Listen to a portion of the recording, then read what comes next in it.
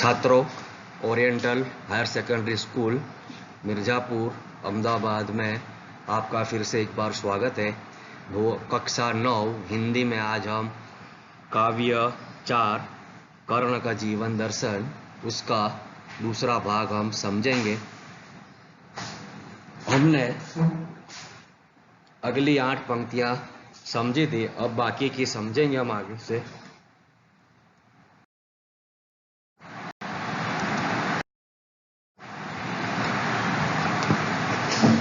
होकर समृद्धि सुख के अधीन मानव होता नित्य तपक्षीण, सत्ता किरीट मणिमय आसन करते मनुष्य का तेज हरण।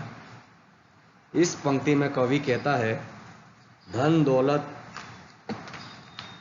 के सुख का गुलाम बनकर मनुष्य अपना तप तेज खो देता है। यानी मनुष्य को धन और दौलत का गुलाम नहीं बनना चाहिए, सत्ता प्राप्त नहीं करनी चाहिए, और जो भी प्राप्त करता है सत्ता तो वो अपना तेज खो बैठता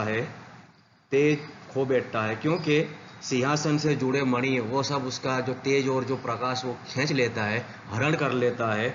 मनुष्य को किसी भी तरह की सत्ता लोभ लालच नहीं करना चाहिए, और इसमें कहता है इसे प्रभावहीन बना देता है ना। मनुष्य प्रभावहीन बन जाता है, कभी किसी लोगों के बारे में नहीं सोचता, इसीलिए उसे सत्ता प्राप्ति का समृद्धि का सुख नहीं प्राप्त करना चाहिए।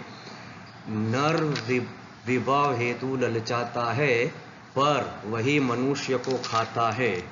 यानी यहाँ कहता है कि भाई मनुष्य को वो ललचाता है, यानी सत्ता पर आने पर मनुष्य की लालच बढ़ जाती है, और धन संपत्ति पाने पर वो लालची हो जाता है, और यही धन संपत्ति उससे नष्ट का कारण बन जाती है और उसे नष्ट कर देती है।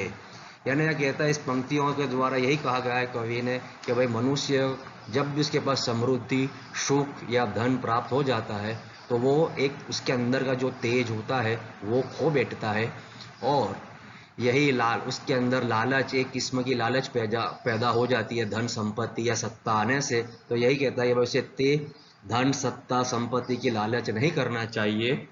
चांदनी पुण्य छाया में पल, नर गले बने सुमधुर कोमल, पर अमृत कलेश का पिए बिना, आतप अंधड़ में जिए बिना।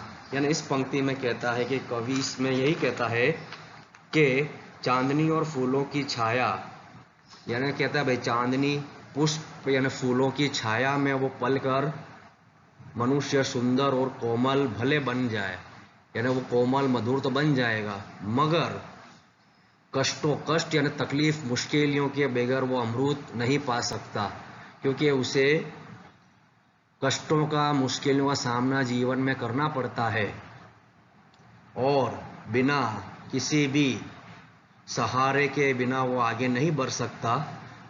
और कहा गया है, वह पुरुष नहीं कहला सकता, विघ्नों को नहीं हिला सकता। यानी वो पुरुष ही नहीं है, विघ्न यानी मुश्किल परेशानी तकलीफ।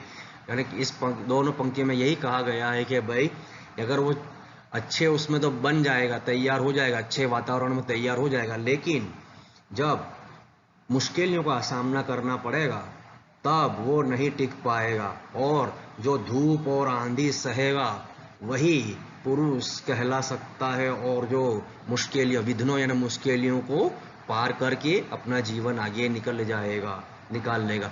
उड़ते जो झंझावातों में, पीते जो वारी प्रपातों में, सारा आकाश अयन जिनका, विष घर भुजंग भोजन जिनका।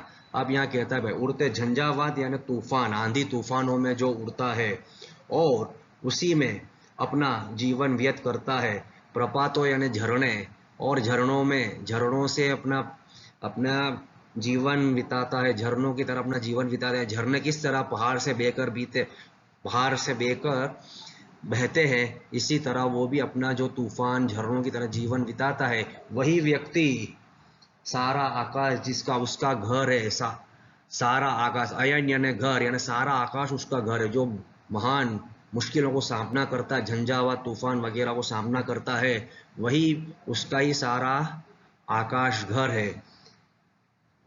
विष घर भुजंग भोजन जिनका, विष घर यानी यहाँ जहरीले सांप, यानी जहरीले सांप जिसका भोजन है वो उनका, यानी अब यहाँ इस पंक्ति में यही कहता है भाई, यानी ताकतवर गरुड़ पक्षी के बारे में बताता है कि भाई गरुड़ पक्षी एक ऐसा पक्षी है जो पूरे आकाश में उड़कर एक शिकार करता है। आगे की पंक्ति में बताया जाएगा कि वे ही फणी बद छुड़ाते हैं, धरती का हृदय जुड़ाते हैं। यानी फणी बंद यानी नाग, यानी सांप से, गरुड़ ही सांप से, यानी अब यहाँ गरुड़ पक्षी के बारे में कहा गया। गरुड़ पक्षी एक ऐसा ताकतवर है जो किसी भी तरह अपना माला वगैरह नहीं बनाता, किसी दूसरे पक्षी की तरह अपना माला या नहीं बनाता, वो खुले आकाश में ही उड़ता रहता है और अपना शिकार करता है। फड़ी बंद यानी नाग को छुड़ाता है कि ऐसा वो है कि उसको शिकार करता है, छुटकारा दिला सकता है, सांप के बंधन से छुटकारा दिला सकता है। गरुड़ पक्षी फणी बंद यानी नाग से छुटकारा दिला सकता है और धरती के हृदय की शीतलता देते हैं, और यही धरती का हृदय जुड़ाते हैं। इसका मतलब है कि भाई जमीन की शीतलता ठंडक पहुंचाते हैं। फिर से समझे पंक्ति, उड़ते जो झंझावातों में, पीते जो वारी प्रपातों में, सारा आकाश अयन जिनका, विष घर भुजंग भोजन जिनका। यही कहा गया है कि भाई आंधी तूफान में जो झरनों के पानी पीते हैं, यानी झरनों के पानी को पीकर अपना जीवन व्यतीत, आंधी तूफानों को झेलकर अपना जीवन व्यतीत करते हैं, वही व्यक्ति सारा आकाश जिनके घर है उसे विषैले सांप ही जिनका भोजन, यानी यहाँ गरुड़ का भोजन क्या है, विषैले सांप। वो शिकार कर कर विषैले सांप को खा जाता है और धरती को उससे शीतलता और छुटकारा दिला, बंधन से, सांप के बंधन को छुटकारा दिलाता है। अब यहाँ कहता है भाई कि मैं गरुड़ कृष्ण, मैं पक्षी राज, सिर पर न चाहिए मुझे ताज। यहाँ छेल्ले कर्ण कृष्ण से दरख्वास्त करता है इस पंक्तियों द्वारा, छेल्ली पंक्तियों में, हे कृष्ण, यानी उससे संबोधन करता है कृष्ण से कि भाई मैं पक्षी राज, सिर पर न चाहिए मुझे ताज। अब कहता है पक्षी राज यानी भाई मैं एक ऐसा पक्षी, मैं गरुड़ पक्षी जैसा हूँ। यहाँ यानी कहता है कि भाई मैं गरुड़ पक्षी जैसा हूँ, मुझे ना किसी सिर पर ताज चाहिए, ना मुझे किसी की सत्ता या वो धन चाहिए, लालच चाहिए।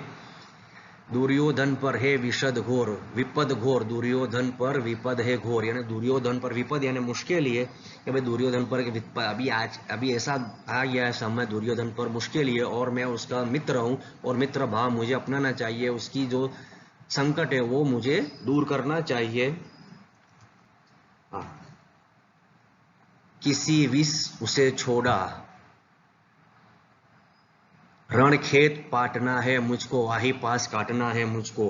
अब यहाँ कहता है भाई मैं किसी भी तरह उसका साथ नहीं छोड़ सकता कि रण खेत यानी युद्ध क्षेत्र, जो युद्ध का महाभारत का मैदान है, उसको मुझे वहां पर उतरना है, यानी उस रणभूमि में, युद्ध भूमि में मुझे उतरना है और दुर्योधन का साथ देना है, क्योंकि मेरा मित्र दुर्योधन है, वो आप संकट में, और उसको मैं संकट से मैं बचाना चाहता हूं, और दुर्योधन के नागपाश को काटना, यानी जो दुर्योधन नागपाश आजू बाजू से घेरा गया है तो उसको मैं दूर करना चाहता हूँ।